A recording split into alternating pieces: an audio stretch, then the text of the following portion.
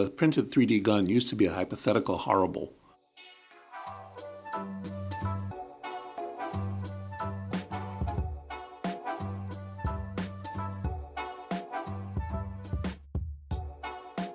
Hello and welcome to the Miami Law Explainer, a new podcast from the University of Miami School of Law.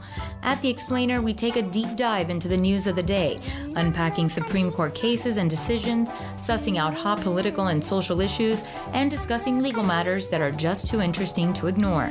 I'm your host, Annette Uguez.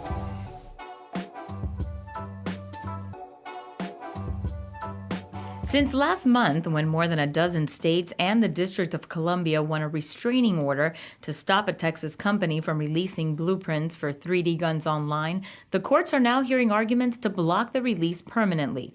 Miami Law's Lori Silvers and Mitchell Rubenstein Distinguished Professor of Law A. Michael Froomkin, founder of the We Robot Conference, is a sought-after expert in the fields of internet law, trademark, privacy, and technology law. Good morning, Michael. Good morning.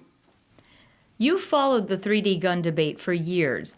Can you talk a little about what led us to where we are today? So it's really interesting because the printed 3D gun used to be a hypothetical horrible that we talked about back when we talked about the export of cryptography products, right? So there were, for a long time, very complex and hard-fought debates, we used to call the crypto wars, about whether and when you could export software that encrypted messages and speech and pictures and things.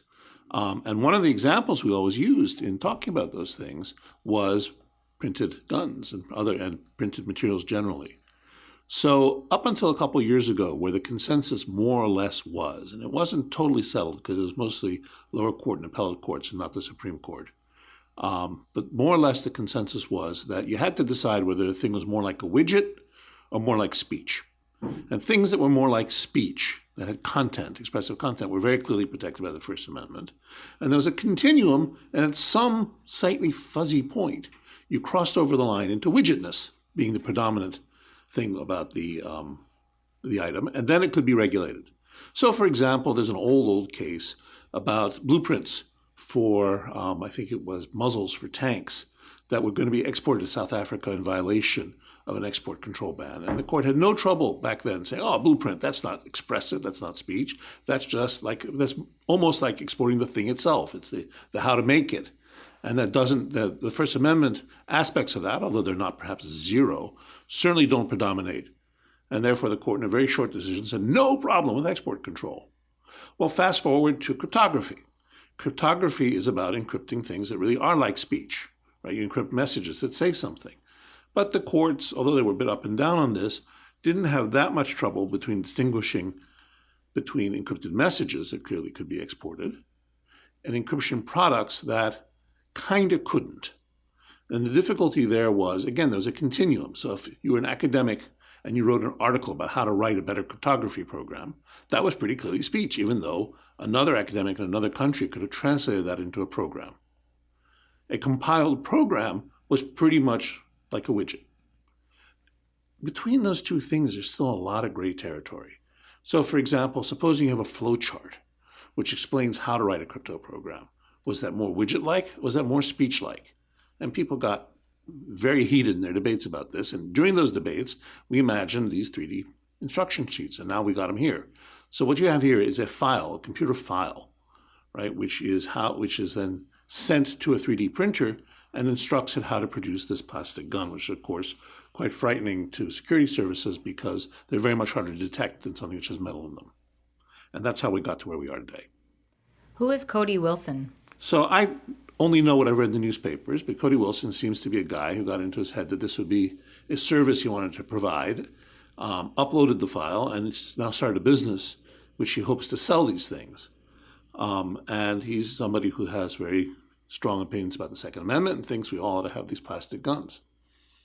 The U.S. State Department originally argued that the release of the blueprints online violated export regulations, but then reversed itself in April. What was behind the reversal? So it's a little opaque, right? And again, we'll have to rely on published reports here. And you can't help but wonder if perhaps a very strong sort of heroic vision of the Second Amendment may have had some political influence on the outcome. But at least the official reason is that starting with the Obama administration, there has been a push, moving fits and starts, one step forward, one step back, two steps forward, to reclassify the way we do export control and take things out of the strict export control regime and move into a more gentle export control regime when the products are generally commercially available. And the ostensible reason here is that these products are now generally commercially available, and therefore they don't have to be on the strict list. They could be on the more gentle list. That's at least what they said. Was there a window when the plans were available online? So isn't this a bit of the horse has already escaped? Well, it sure looks that way. I mean, again, going on newspaper reports, the file was downloaded 100,000 times before the injunction took effect. So that's a lot of horses. How hard is it to make a plastic gun? Could any DIYer make one on Saturday afternoon in the garage? So I think without any instructions on how to do it, you'd have to know an awful lot about guns and about plastic. That is, at least if you wanted to be able to be sure you kept your hand after you fired it. Of course, because the real risk with these things is they explode, right? So you put a regular bullet in there, and then, or even I suppose a plastic bullet, it's going to have a charge. And if you haven't made the part just right, it blows up in your hand and takes your fingers with it. So they could make one, but could they make one that functioned and wasn't dangerous? I think that's a lot tougher and a pretty high-risk activity. So where do we go from here? Well, we're waiting for the court decision. I mean, that's the first step.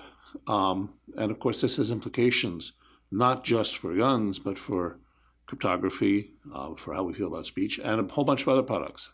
I mean, in the long run, we're going to be able to 3D print a whole bunch of stuff, and not just guns, but organic materials, right? I mean, just like we have printers now for plastics, you can also have printers for metals. University of Miami has a whole lab in which they can print almost every metal known to man. Pretty soon, we're also going to have printers for biological stuffs, right? So those food printers from Star Trek are actually not going to be a fantasy. And then the scary part, we're going to have printers for viruses. In fact, we already do to some extent have printers for viruses. And someday, I don't know how long, 20 years, they're going to, be something you can put in your garage. And then we're going to have people wanting to circulate, the anthrax or bubonic plague or all kinds of other horrible things. And that's going to be really scary. So there's actually down the road quite a lot at stake here. Well, we'll certainly keep our eye on this. Thank you, Michael. My pleasure. And that's all for this episode of The Explainer. Let us know what and whom you'd like to hear from at Miami Law in future shows. I'm your host, Annette Uguez, and we'll be back with you soon with another episode featuring legal news you can sink your ears into.